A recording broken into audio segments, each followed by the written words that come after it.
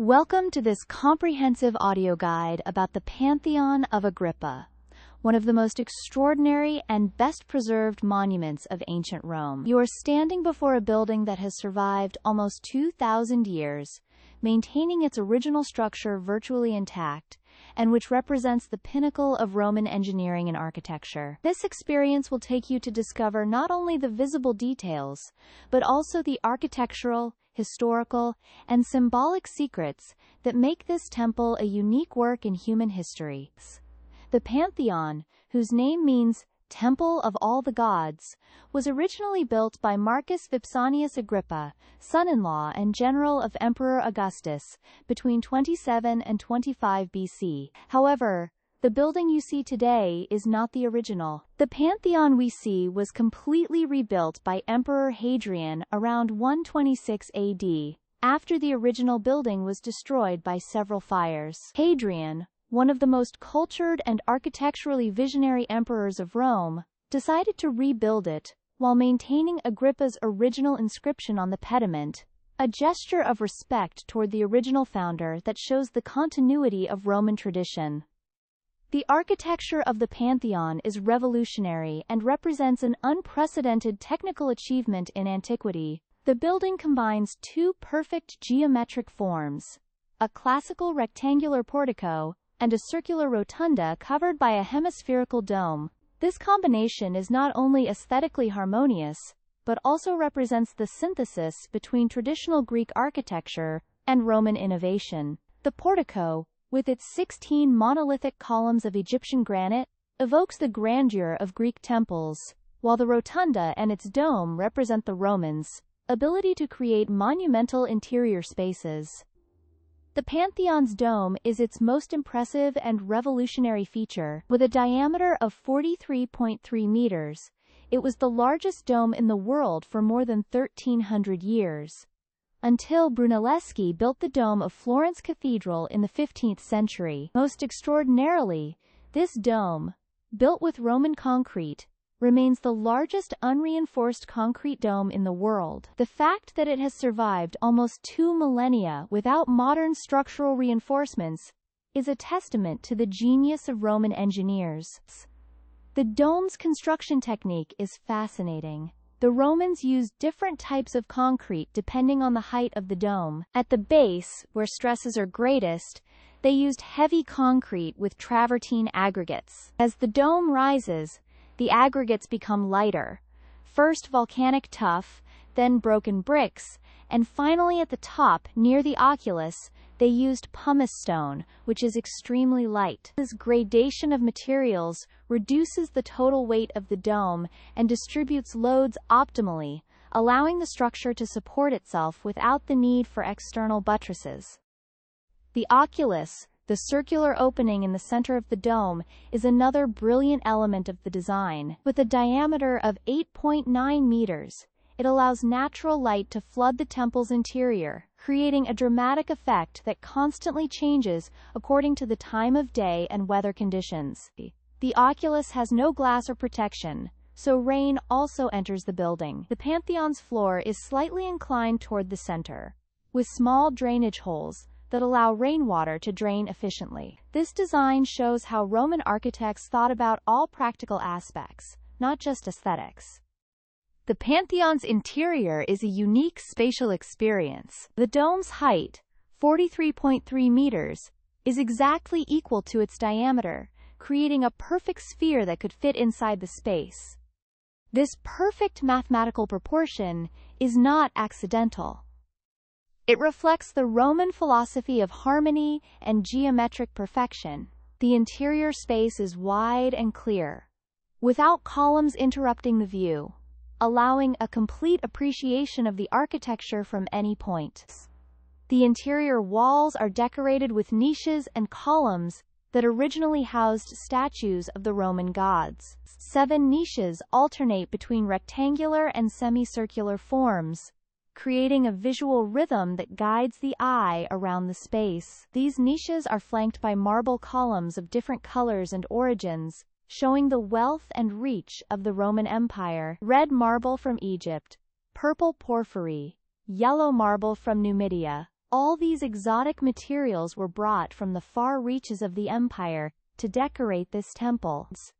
The Pantheon's floor is made of colored marbles, arranged in geometric patterns. Although it has been restored several times over the centuries, it maintains the original Roman design. The geometric patterns, with interlocking circles and squares, reflect the same search for mathematical perfection seen in the dome. The marble used comes from different quarries throughout the empire, each with its characteristic color and texture. The Pantheon's history after the fall of the Roman Empire is equally fascinating.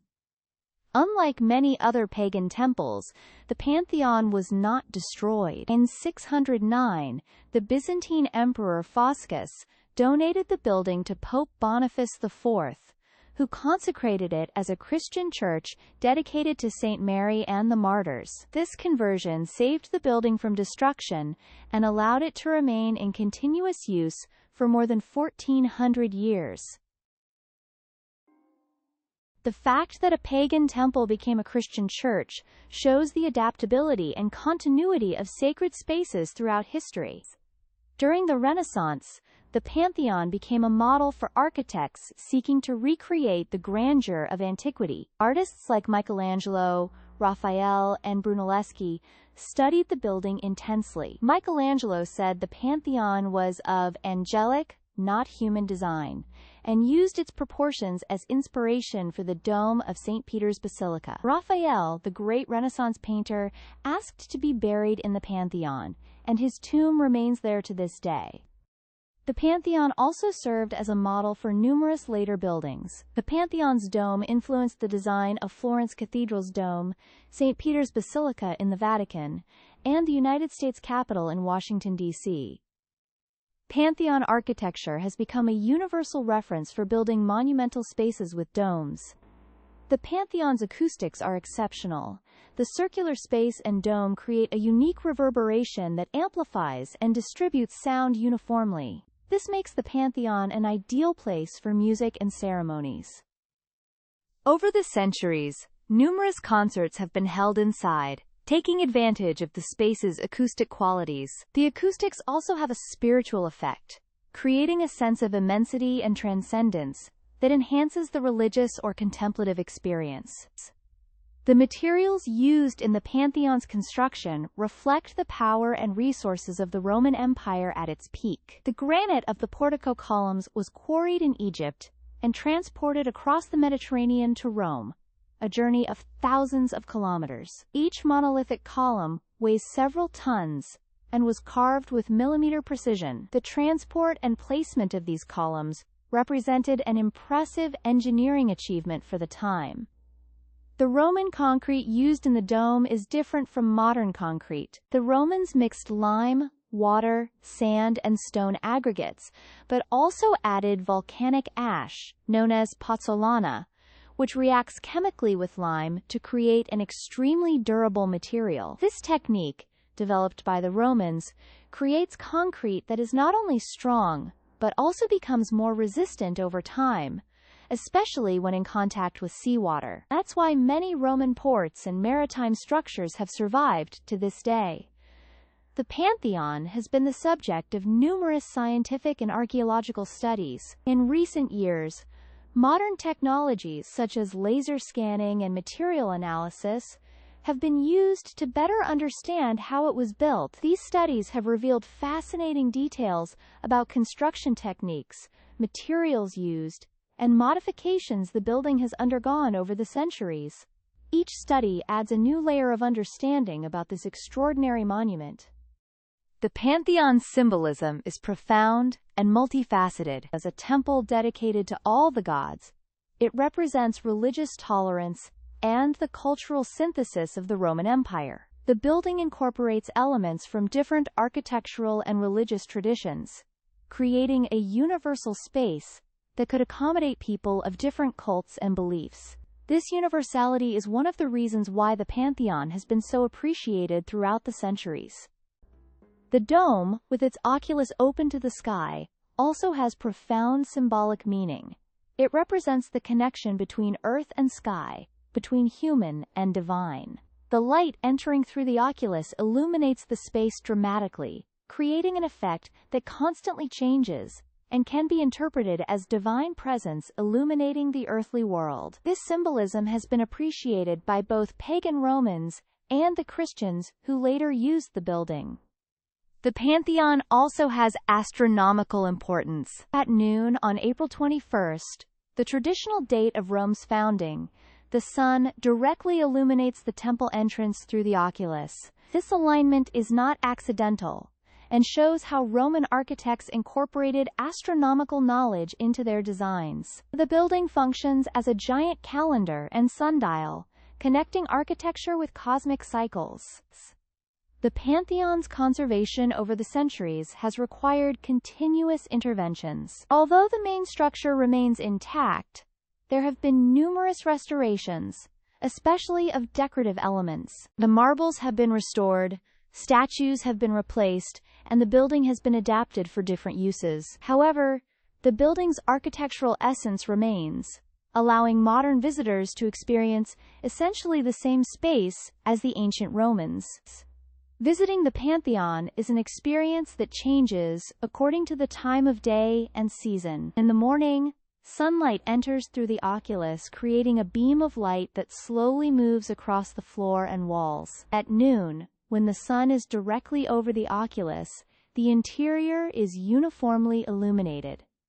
In the afternoon, the light becomes more golden and dramatic. On rainy days, the rain entering through the oculus creates a unique visual effect, with water droplets illuminated by light falling to the floor.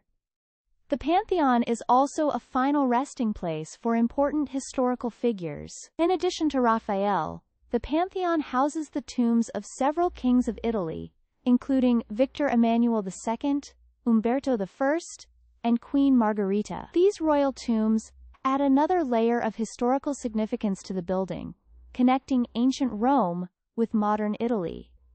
The Pantheon's influence on modern architecture is undeniable. Contemporary architects continue to study its proportions, construction techniques, and use of light. The concept of a circular space covered by a dome with a central oculus has been reinterpreted in numerous modern buildings, from museums to libraries and public spaces. The Pantheon demonstrates that good architecture transcends time and cultures. The Pantheon also has importance in art history. During the Renaissance, it was a place of pilgrimage for artists seeking to understand the secrets of classical architecture. Drawings and studies of the Pantheon made by Renaissance artists became important references for the development of Western architecture. The building served as a bridge between antiquity and the modern world. The experience of visiting the Pantheon is unique because it is one of the few ancient buildings that can be experienced almost exactly as the Romans experienced it. Unlike ruins, where you have to imagine what the original building was like, the Pantheon is virtually intact. This allows a direct connection with the past, an experience that is both historical and emotional. The Pantheon also represents the values of the Roman Empire: engineering, organization, cultural synthesis, and the pursuit of perfection. The building shows how the Romans took elements from different cultures, Greek, Egyptian, Etruscan, and combined them to create something new and superior. This capacity for synthesis and improvement is one of the defining characteristics of Roman civilization.